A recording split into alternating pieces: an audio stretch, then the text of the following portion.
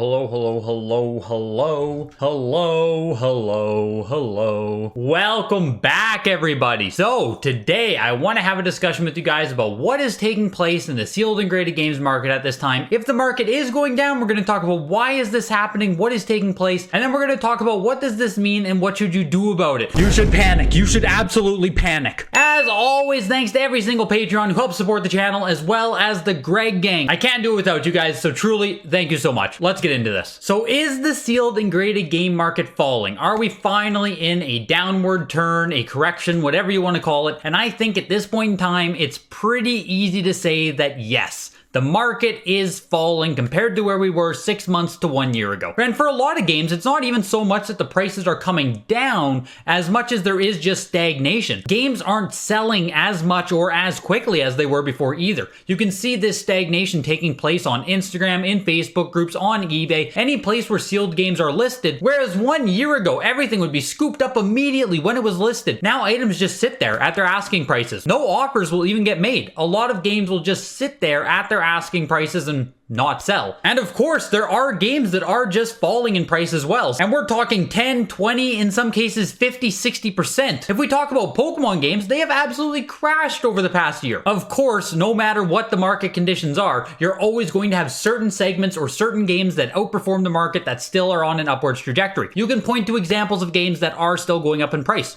I concede that fully. But if you just look at heritage auctions, golden auctions, eBay, if you look at games that have actual comps of the same grade selling at times 6 months, 12 months ago, in most instances, you're going to see that the game 6 to 12 months ago sold for more than it is right now. And so why, right? What's happening? Why does the sealed and graded game market finally seem to be waning, going through a correction, whatever you want to call it? And in this video, I'm not even going to talk about all of the macroeconomic factors that first led to the push and the rise of the video games. There's actual macroeconomic stuff going on, but I want to keep this more specific to just what's taking place in the graded and sealed games bubble. All of that other stuff still matters, but there are factors within the hobby itself that's causing this decline. So let's just talk about that. Over the past 2 years, the sealed and graded games market has been in a complete state of euphoria. I remember reading an article in 2020 where a prominent sealed games dealer collector was interviewed, and he stated, "You basically can't overpay for a video game right now." That was the mentality circling around in 2020, and in a lot of ways it was absolutely correct. You basically could have bought anything in 2020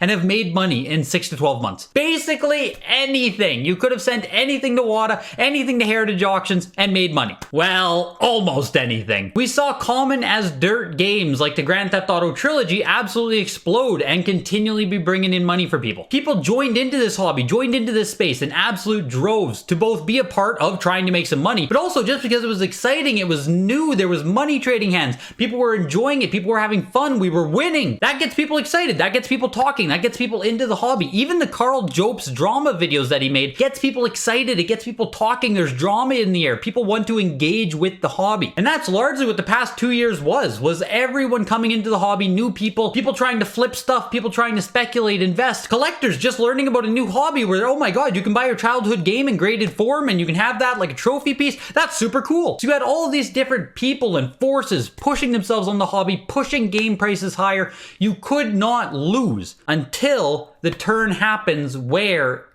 you do start losing. And this did happen, obviously, with the more common games first and foremost. We saw Pokemon rise exponentially, crash exponentially. Of course, there were more of them than people anticipated. And this is going to be a common trend moving forward with graded games, as we realize the games on the Wii, the Wii U, 360, PS2, these games don't have a ton of inherent rarity to them. There are going to be exceptions. Some games will buck the trend. There are going to be rare Wii games, Wii U games. That is going to happen. But for the most part, when we're talking about people sending in everything with Mario on the cover, everything with Zelda on the cover, just sending it over to WATA, sending it over to Heritage and making money, that gives a false sense of the supply that actually exists because everyone is swooping up all of the raw supply immediately, and then the WATA backlog is causing such a delay to getting these graded copies out to the market that it seems like they're never available. And now as we enter into 22 and WATA is moving through this backlog of their select and their turbo orders, those are the two lowest tiers. So most games in those tiers are going to be lower value games. As we now cycle through all these, we're having more PS2, Wii U, 360. All of these games are now hitting the market, and a lot of them are consigned to heritage auctions, which means they are going for open auction every single time. And the good thing about an open auction is you can make a lot of money. Sometimes things sell for well more than they would in any other format. But the other thing with open auctions is that the game has to sell for a price amount. No matter what, it's going to sell, and you can't control that sale price. So as more of these games keep hitting the open auction block, continued supply is going to keep pushing down demand, and as prices lower, demand will also likely lower as people step away from the hobby, lose engagement, and become disinterested. And for anyone who came into the hobby purely to make money, this is when they just leave. All of those people are just gonna walk away now, and we're going down to more organic price levels. I do put organic in quotations because I don't think we can call this market organic, because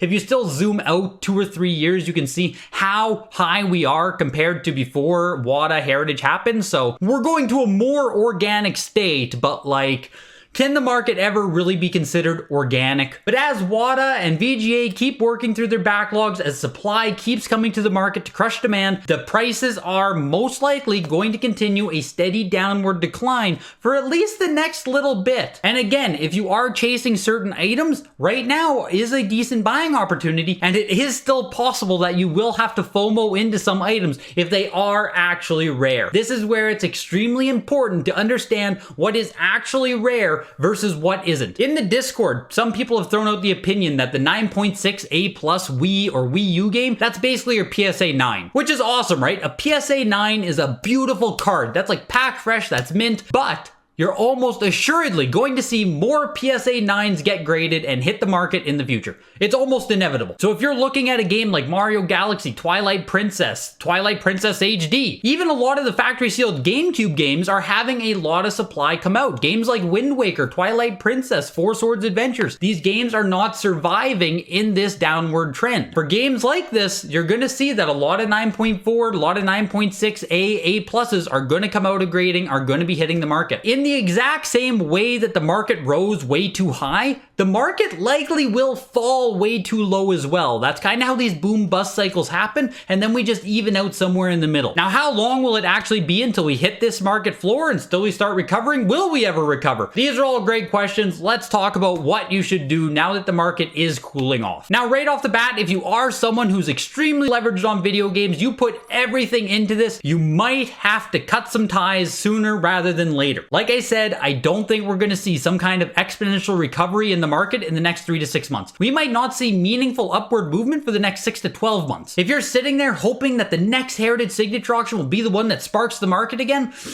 you might want to start at least hedging your bets a bit that that's not going to happen. And for everyone else who's in this hobby, buying, selling, investing, speculating, collecting maybe? For everyone else here, now is where you actually have some time to decide if you want to be a part of this hobby, of this market. It's funny because as prices start falling, nobody wants to buy anymore. Like, that's the natural human emotion of it. Everyone says, oh, you just buy low, sell high. It's super easy. But when prices are going up, no one wants to sell because they might become worth more. And when prices are going down, no one wants to buy because, oh, they might get cheaper. So now that we're in this point in the market where prices are starting to slowly decline, if you actually want to be a part of this and here for the next 3, 5, 10 years, these are the times where you start planning your purchases, you start watching auctions, and you start slowly laddering in your purchases on certain items. And in the meantime, you never stop selling either. Just because the market is coming down does not mean that you immediately stop selling everything and hold everything. But if you were sitting here in 2020, 2021, and you had FOMO and you were purchasing and you were part of everything, this is where you have to really reflect if you actually enjoy this hobby, if you actually enjoy buying video games for hundreds, if not thousands of dollars, or if you just kind of feel like an idiot. There is a future where games do not become as valuable as they were ever again. That is a future that fully exists. You have to prepare for that reality. You have to hedge your bets against that reality. That's how I treat it anyway. It's never an all or nothing proposition, which is why you guys see me selling extremely expensive games in this current climate, because I am not putting everything on the future of sealed and graded video games. Right now, we had a boom cycle. We're still sitting at 70-80% of market peaks for a lot of items. If you take it from the mentality of you're never going to sell at the top, you're never going to buy at the bottom, then why would you you feel like you shouldn't sell just because we're at 70% of the peak. If we were trading actual stock, actual crypto, you would just do laddered purchases the whole way. You'd be selling at 70%, 80%, 90%, 100%, 90%, 80%, 70%. And your average would be 80%, and that's what you'd be happy with. Obviously, in the world of sealed and graded video games, it's harder to do that because each individual sale is so much more meaningful. But that's why you always need to be having that constant flow of flipping and moving stuff, because you might hit the peaks on certain games, you're going to hit the lows on certain games. But so long as you're always building onto the collection or reinvesting that money into something else,